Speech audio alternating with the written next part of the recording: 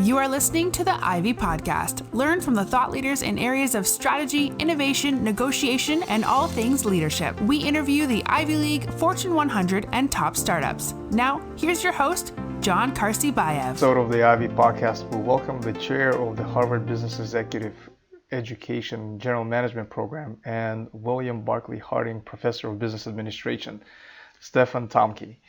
We're actually here in Stefan's office on the beautiful HBS campus. Stefan, fall weather here is very beautiful. What's your favorite season here on campus? Yeah, I have two favorite seasons.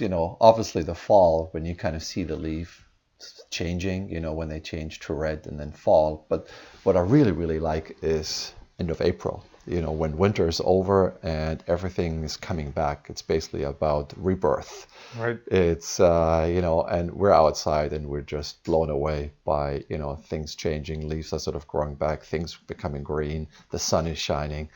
It's a fantastic time to be here. That's awesome. Yeah, I do recall that time when I was finishing up the program here last May. So for those you are not familiar, Stefan, your teaching style is very unique, very high energy, fast pace. If you haven't experienced a lecture by Stefan, you're definitely missing out. So just to give you an idea, Stefan probably averages 10,000 steps per lecture? Could be, could be. It's in the miles range. It's in the miles range, exactly. Stefan covers a lot of ground in each lecture hall, and it's you keep that energy of the entire room, throughout the entire lecture, which was very impressive. Have you always had this style of teaching, or is that something that evolved over time? It evolved over time. When I first arrived at Harvard Business School in 1995, one of the first things, of course, that I wanted to become is a good teacher, because, I heard a lot about all the great teaching around here. And so what I did is I decided to go and sit in and listen to some of the greatest professors around here who have been here forever. And so I go to the first one, and I take copious notes. I sit in the background and I'm writing, and I'm observing every step, and I observed how he turned in the middle of the class, what he does on the board, how he calls people, body language. I took pages and pages of notes. And when I walked out, I thought, I have the secret. I have the secret of how to become a really good teacher. But just to be sure, let me go to the second one that I picked and listen in. So I sit again and I take the notes and I see everything, and I see some really strange things here, because a lot of the things that I see that are very different than what I observed in the first one. And yet it was another amazing class. So I'm getting a little confused. So I said, just to be sure, let me go to a third one. So I go to a third one, observe again, and again, teacher does very different things. The way calling, board techniques, and the body language, everything was kind of different. And again, I take lots of notes. And there were, of course, a few commonalities, but again, 3 great classes. They were all very unique. And I realized at that point is that it's all about authenticity. Yes, there are some techniques that you can learn. And, and Harvard Business School is really great about teaching new teachers as well. But it's also about bringing your own self into the classroom, your own self. So I worked on that really hard. So I want to have a unique style, because that's what people remember. And it does come natural to me. So, yeah. It definitely works. And I'm having fun. I want to keep students engaged. I mean, that's what it's all about. I think engagement is the most important thing when you teach, because if you got someone in the classroom who's checking out, who's maybe sitting in the back and checking, phone or something like that, you lose them. You could have the most amazing material, Nobel Prize winning material, but if they're not listening, if they're checking their phones or doing something else, you lost them. So my goal is into the classroom and not lose anybody. Everybody needs to be engaged. I think that's how you learn. Great. So a lot of your research and writings have focused primarily on process economics and the management of the business experimentation. Mm-hmm. Where do you draw that inspiration for these teaching principles?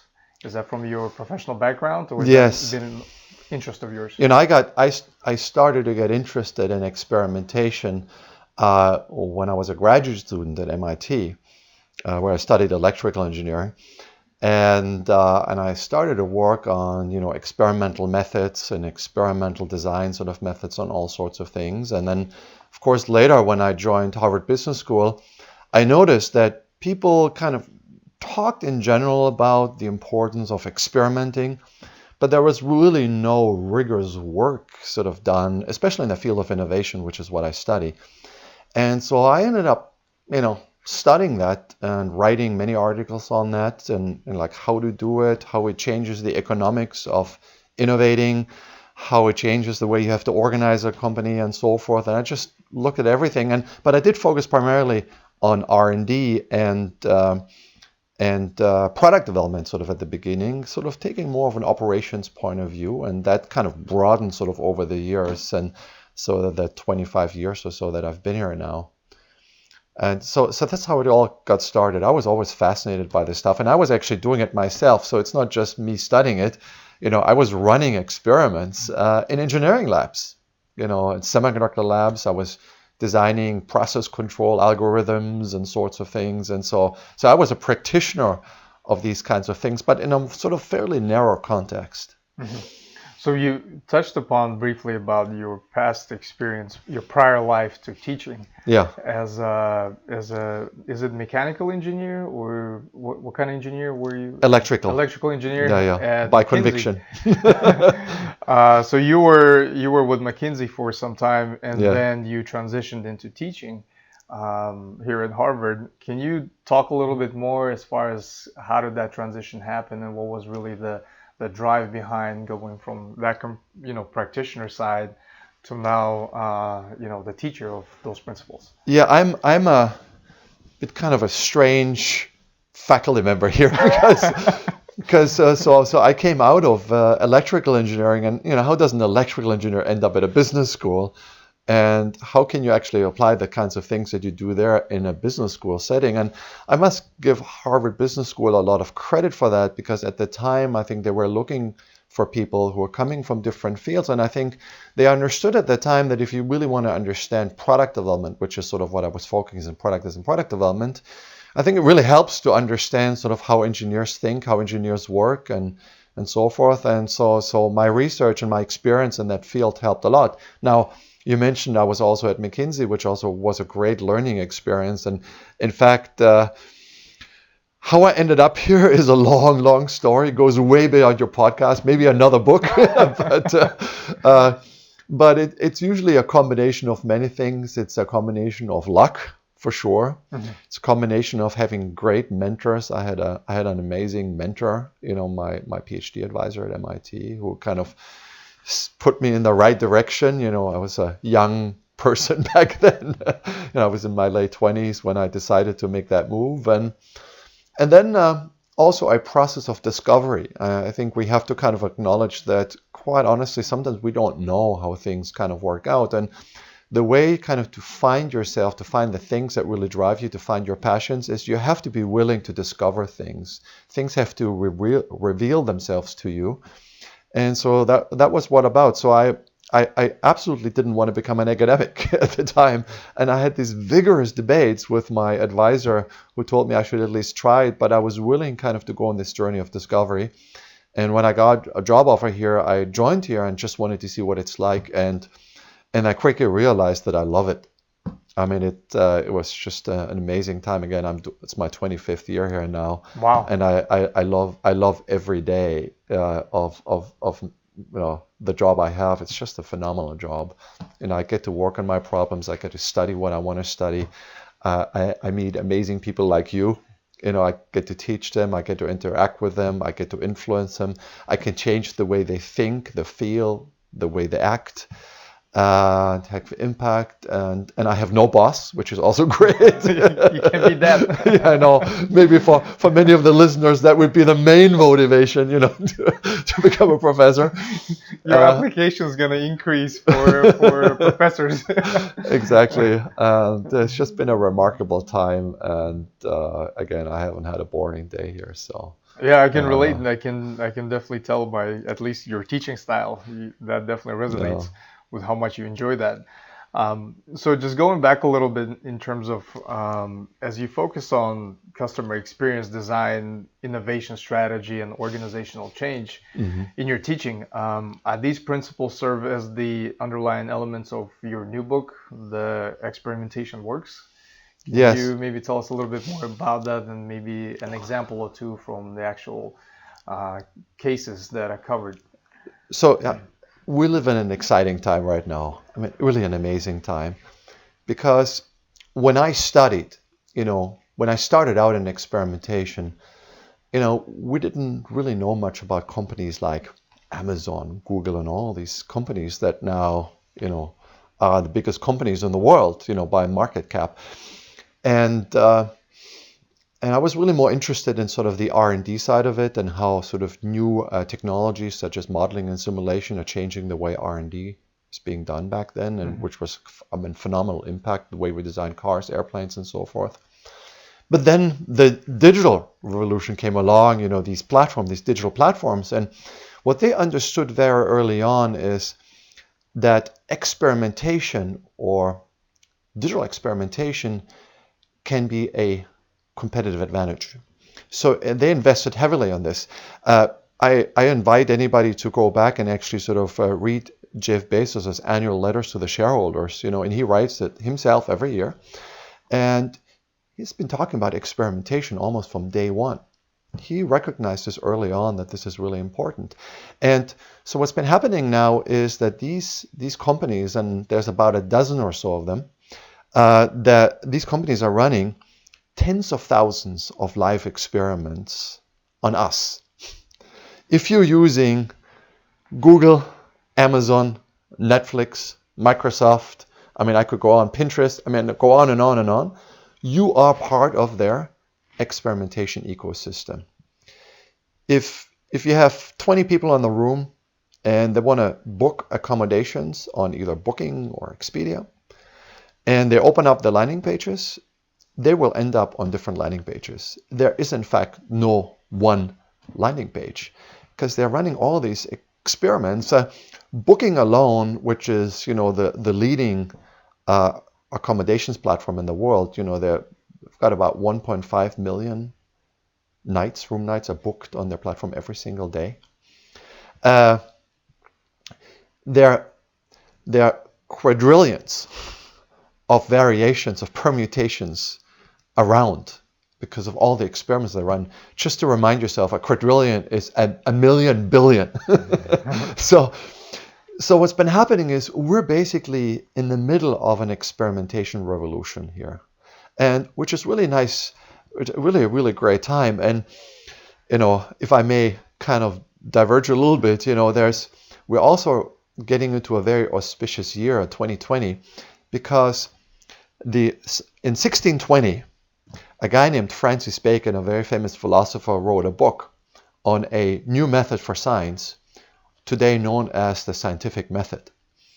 And that new method of science, which he basically set the foundation, which has later changed the world. It changed, medicine, it changed everything.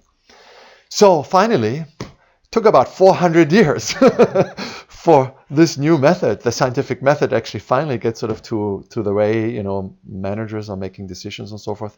So it's a revolution, I think, that's happening right now. And that's what the book is about. The book is not just about drawing attention to this sort of thing, the way Booking and other companies and Microsoft sort of does this, but it's also a how-to book. That is, assuming that you really want to do this yourself, either in an online environment, but even in a brick and mortar environment, is how do you actually get started? Like, what do you pay attention to? What is a good experiment? How does it help you to make better decisions? And so it's also a how-to book, and it gives you a lot of sort of advice chapter by chapter on how to do this, whether you're just at the beginning of this journey or whether you're in the middle of the journey, or even if you're kind of at the top of the mountain, where you're actually doing a lot of this, and you can get some really great advice. I have Mark Ockerstrom, who's the CEO of Expedia, right? He read the book, and I think he wrote me this great endorsement. And he said, listen, for most companies, he basically said, in the long run, or many companies in the short run, is that if you don't do this, you will die. Right. And so that's what the book is all about. It's make sure that you don't die, as a company. And you better learn how to do this because it is changing everything. Yeah.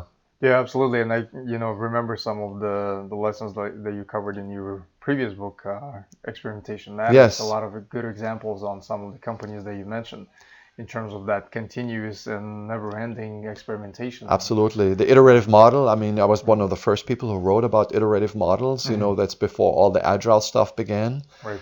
And it was all in there as well, iterative product development. We saw that in software later on and so forth. And I thought, when I wrote the last book is that I was done.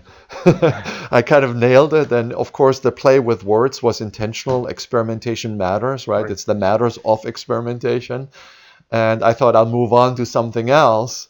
And then all the digital stuff happened. And I said, I can't let this go because I got to go back to it. Right. And so I went back to it. And so again, the play with the title is intentional, by the way. Yes, experimentation works.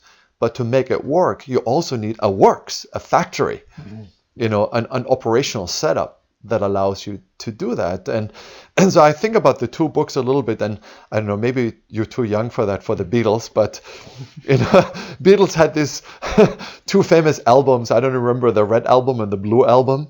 The Red albums were like the classics, and the Blue Album were like all the new stuff that the Beatles were doing, and they almost came out at the same time. And if you were a huge Beatles fan, you had to have the Red and the Blue Album. It was not like one or the other. So I think about it. I'm not saying that I sing like the Beatles or anything like this, but I think about the two books a little bit like the Red Album and the Blue Album. The Red Album is kind of more the classical stuff in the engineering field, and the Blue Album is a little bit like all the digital stuff that's happening right now. Oh, okay. Yeah, that's an interesting contrast right there. And, I can relate to a lot of these lessons that you cover, at least in the Experimentation Matter, because being in information technology myself, software development, that's, as you know, that agile iterations and a lot of the, the Kaizen methodologies, it's all about iterating, it's all about experimentation, it's all about prototyping. And I know both you and I share the common passion for watches as well. Oh yes, and for sure. I do that as a hobby, but it's as far as in watchmaking, that's I think that's what it's all about prototyping, all about experimentation. It's experiments. Experiments are hugely important, and I'm always surprised, quite honestly. I mean, I go to a lot of company meetings and I sit through a lot of presentations, and I'm often surprised that some companies just don't do this more of it, or that they make decisions, by intuition, by hierarchy, and all these kinds of things, But why don't they just run the bloody experiment? Right. Why don't they just test it? Because the test would have revealed, some of the problems that you're having. It could have revealed some better alternatives and all that. And imagine now if you could do this at scale. And I'm not talking about 5 of these things or 10 of those things. Imagine. So one of the things which is also really interesting is when I studied this, especially sort of in the digital domain, what we found is that there's a kind of a constant that runs throughout a lot of these companies. And they all tell me that, when they're running a lot of experiments, their batting average tends to be something like 10-15%. That means, 10 to 15% of the things that they run, maybe sometimes it's slightly higher, but that's around sort of the ballpark of the things that they test, the ideas, hypotheses that they test, actually work. That means, they give you some lift, or some change in a KPI that you care about, and the rest either has no impact or has impact in the opposite direction of what you sort of expect. So the yield is actually pretty low. If you're only running 10 of these things a year, and you've got a yield of maybe 10%, you may get 1. And if you're unlucky, you get nothing out of sort of the whole experimentation program. So what ends up happening is people in these kinds of setups are kind of afraid to fail, so they don't take risks. Because, at the end of the day, someone is going to ask them, so you're doing all these experiments, so what do you have to show for? Right. And so they're going to play it safe. They're not going to run very risky things and all that. But imagine now that you're running 10,000 of these things and your batting average is say 10-15%, you still have 1,000 to 1,500 experiments that work. And that can have a huge impact on your business. And you're not really worried about taking too much risk or failing and all this. That all goes away when you're starting to scale. And what's also interesting is when you think about innovation, we always think about innovation as breakthroughs, disruptions and all these kinds of things. But the reality is innovation is that most of innovations are incremental. And what has changed here in this sort of setup that we have here is our thinking about innovation, because in the past we thought, incremental innovations are associated with incremental performance changes. But in this world, that's not true either.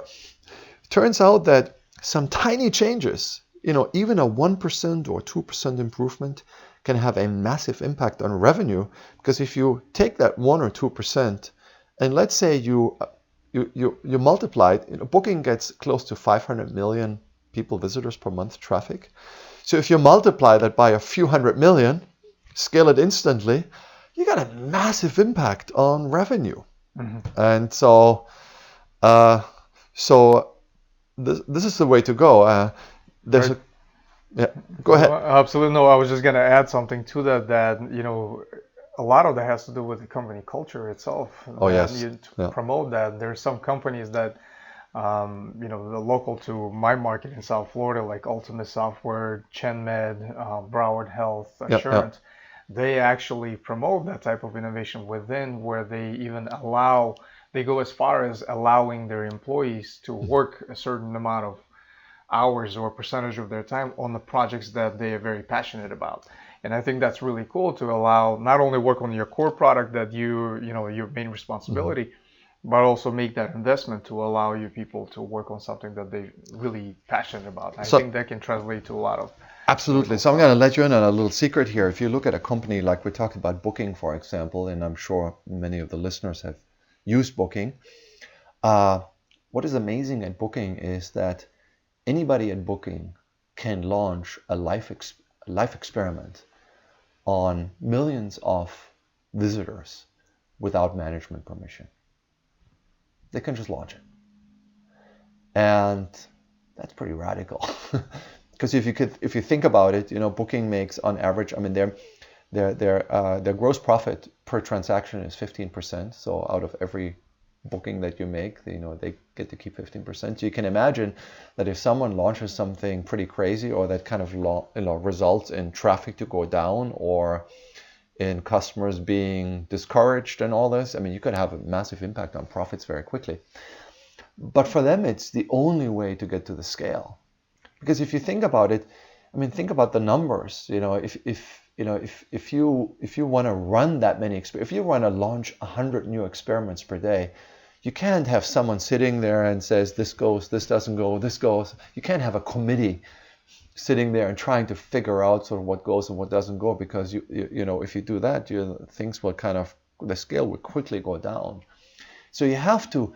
So what we found, or what the book is in part also about, is try to create a culture for experimentation. It's what I found when I looked at it, yes, the tools are great. Tools can do sort of amazing things and so forth. But nowadays anybody can get the tools. Just have to buy them, pay for them, and learn some basics and so forth. But creating a culture that allows you to do this at scale, that is actually the big challenge. So that means, it means a number of things. First of all, it means democratizing experimentation, basically allowing people to launch their own experiments live on customers, on users. It requires total transparency, so you cannot allow them to hide things. So they have to also show what they're doing to everybody. It requires creating a community that gives feedback. Booking also has another rule that anybody at Booking can stop any experiment that somebody else launched, even though they rarely do. They call it the nuclear option. And it also requires that you have to follow the data. You have to, the data basically has to trump opinions. Right. It requires hiring curious people who are willing to challenge, willing to question. rather than kind of just hiring people who fall in line. So there are a lot of elements that you have to pay attention to. It also requires a very different leadership style. Kind of what do we expect leaders to do? And and maybe it's in part also our fault here. We're training basically our MBAs and our executives to be very decisive decision makers. Going up to the top. The reality is, in the digital world, there are so many decisions to be made, and we don't know what works and doesn't work. And so it also requires for a leader to kind of go into a meeting and start the meeting by saying, guys, I don't know. Willing to admit that I just don't know what the right decision is. I just don't know what's going to happen. So the question is, how do we generate the right data? Actually sort of to tell us that. It requires leaders to go into the room and also ask for the experiments. Let's not make a decision unless we have an experiment. It requires leaders to give people a vision, a grand challenge of what they're optimizing, so they know what they're after. And finally, it also requires leaders to live by the same rules. You can't ask someone in your organization to do something that you're not willing to follow. So that means, sometimes when the data says you're wrong, you have to admit that you're wrong. And that's hard for someone, who's the boss. Right. As far as the boss, there's, Richard Feynman, right? Late physicist, Nobel Prize physicist, was at Caltech, one of the smartest person of the 20th century. And he had this great line sort of when he talked about the scientific method, the experimental method actually in science, but I think it equally applies to management. And he said it doesn't matter how beautiful your theory is. It doesn't matter how smart you are. And I'll add my own stuff now. It doesn't matter where you are in the hierarchy. It doesn't matter how beautiful your PowerPoints are. It doesn't matter how persuasive you are. If the experiment doesn't work, with the experiments process, you're wrong. So that's the hallmark of the scientific method. It's the humble experiment. Yeah, absolutely. And if you can't replicate it, if you're a scientist and you're running something, you can make the claims. If somebody else cannot replicate the experiment, you're wrong. Right. And that's the ultimate test. And the question is, do you want to have that test before you launch the product? Before you go out and make a big decision? Because at the end of the day, at some point, the market is going to tell you what the right answer is, whether you want it or not. Absolutely. And you want to get that answer before you've sunk a few $100 million into it. Yeah, so there you go. There's some free advice and for all of you listeners out there, and hopefully everyone's taking notes. So Stefan, in some of the closing remarks, you're an author of books. You have a lot of publications, a lot of articles. You read a lot. What are some of the books that you always recommend to others, and why? Except for yours, of course.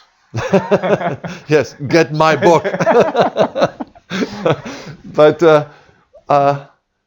I think there's. I want to single out. I mean, of course, there are many books come out, but I think I want to single out one book which I thought was very intriguing, and it's a book that you actually probably want to read multiple times. It's Thinking Fast, Thinking Slow from Daniel Kahneman.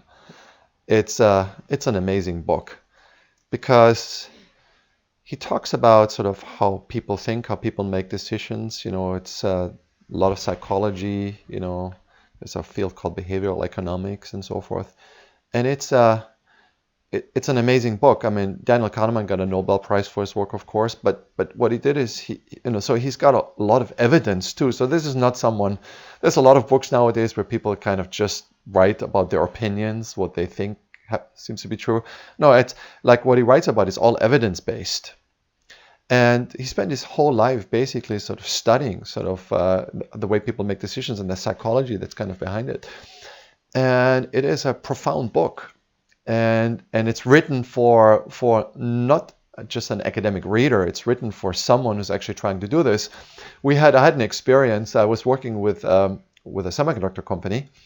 And we had sort of the equivalent of a book club. So we would actually recommend a book every 3 to 6 months, and all the executives have to read it. And then we would get together and we discuss the ideas in the book and how the ideas can be applied to what they do, and to everything, to marketing, R&D, executives, how they make decisions and all that sort of thing. When we picked that book, what we found is we went through it chapter by chapter. Every chapter sort of itself was worth gold.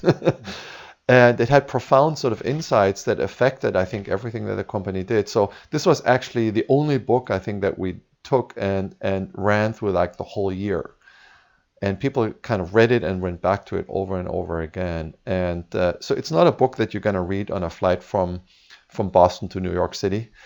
And